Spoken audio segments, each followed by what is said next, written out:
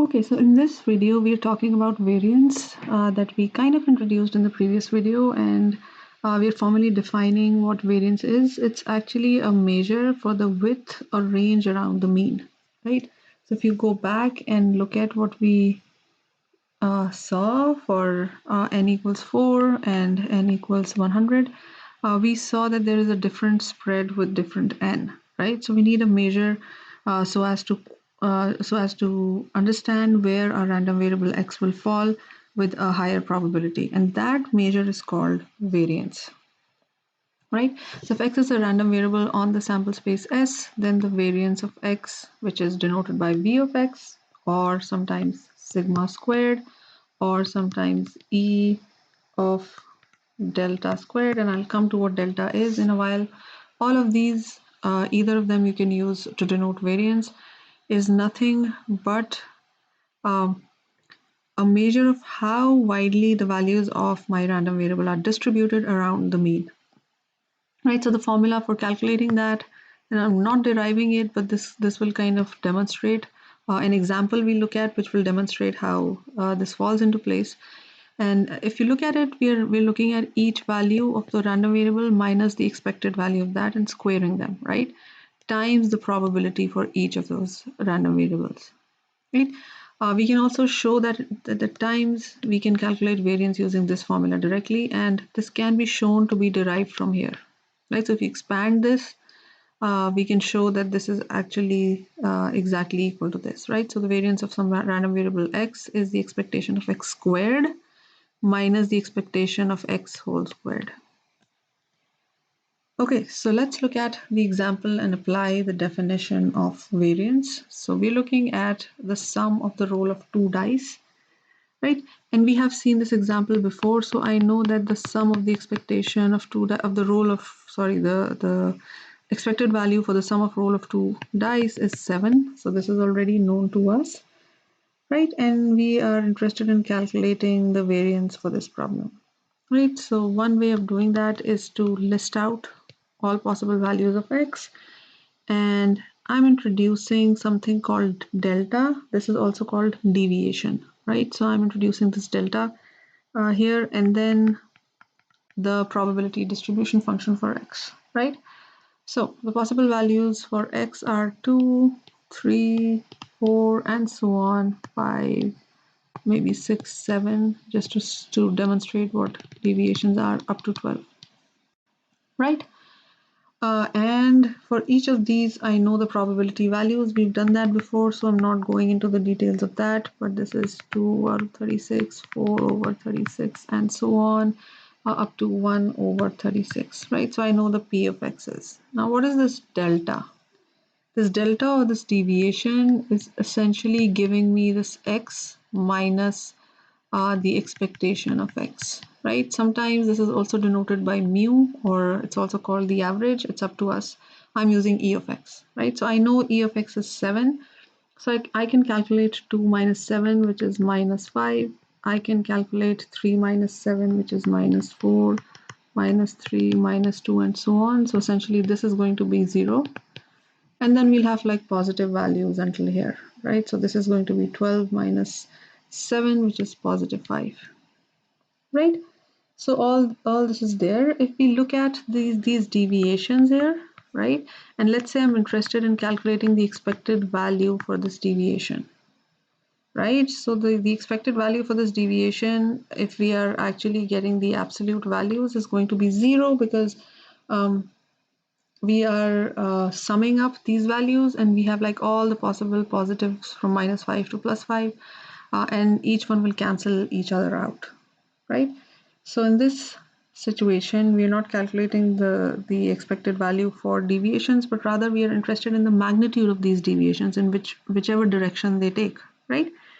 So in order to get the difference in the expected value of x versus the actual value of x, I'm taking the absolute values, and hence I'm squaring them, right? So I'm looking at the expected value of, so I'm not looking at this, but rather I'm looking at this, right? So this is going to give me the expected value of that error, right? And then we can sum these up, and then we'll see how much my random variable deviates from the actual mean, right?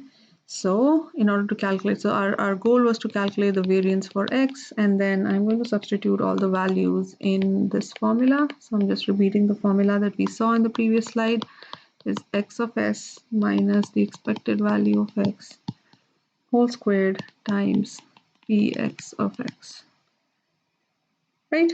And this thing here has to be squared. So essentially I'm looking at sigma squared and not sigma, right? So that's the updated part here. Or in fact, we can write this down like this. So this is going to be x starting from 2 up to 12 because that's what x is, right? And then p of x times x minus 7 squared, which is all these values squared from here. Okay, so let's maybe write that down in the form of a table here. All right, so again, x has values 2, 3, 4, 5, and so on up to 12, right? And I'm interested in sigma squared, right? Which is going to be 25, 16, 9, up to 25 again. Right, so now the expectation of sigma squared, which is essentially giving me how much my random variables values are deviating from the mean, is going to be the probability values for each of these, which stay the same, which is 1 over 36 times 25 plus 1 over 18 times 16 and so on, right? So the probability values remain the same, whatever it was here. And so on. So we can like sum this up, and this is already calculated, and this comes out equal to 5 over 6, right? So this is my variance, right? So this is my variance for x, or this is my measure of my squared deviation, right? So this is what we did here. Now, because this is also a measure of my squared deviation, there is another quantity that we are sometimes interested in, and that's called standard deviation, right? So in addition to variance, there's something called standard deviation. Why I'm introducing that is because it's essentially similar to my variance.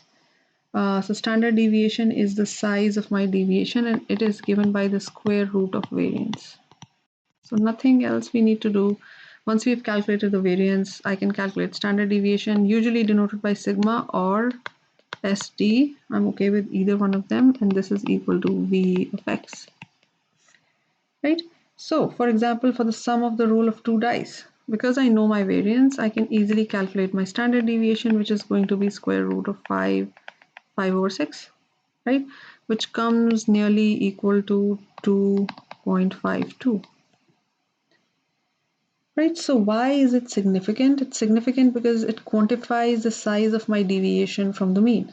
So the way to somehow represent my random variable is by doing this, right? So I can represent my random variable for the roll of 2 dice as 7, which is my mean, plus minus 2.52.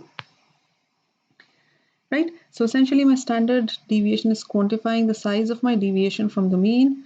And the way we read this is we can say that the sum of 2 dice is 7 plus or minus 2.52, right? So essentially this is how much I deviate from the mean for this experiment, right? So both variance and standard deviation together, and by the way, they're like related. So variance and finally standard deviation